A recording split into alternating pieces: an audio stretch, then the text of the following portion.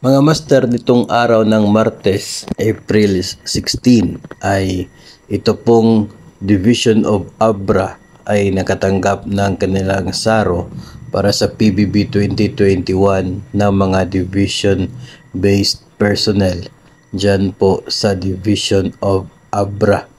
Tapos meron pa rin po mga division offices sa Region 1 na mayroon din pong SARO para sa PBB 2021 na mga division-based personnel para sa Division of Ilocos Norte, Candon City, Dagupan City, Batac City, Alaminos City at maging ito rin pong Regional Office 5, no.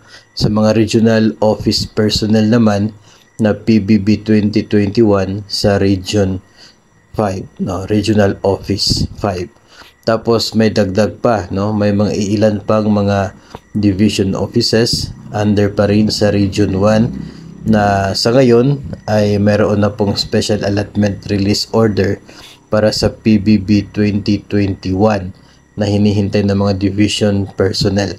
Ang Division of Bigan City, Urdaneta City, San Fernando City, San Carlos City, Division of Pangasinan 2, Division of Pangasinan 1, Division of Lawag City, Division of La Union at ang Division of Ilocos Sur.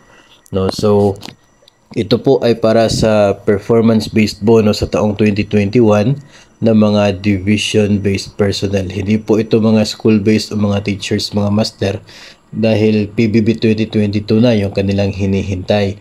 Ito po para sa mga non-teaching na mga naka-based sa iba't ibang division and regional offices na sa ngayon ay patuloy pa rin naghihintay, nag-aabang sa PBB 2021 pa.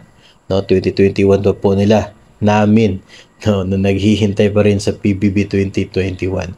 So far yun lamang po yung mga special allotment release order ngayong araw para po sa Department of Education related sa performance-based bonus. Ito po ay 2021 pa para sa mga division and regional office personnel.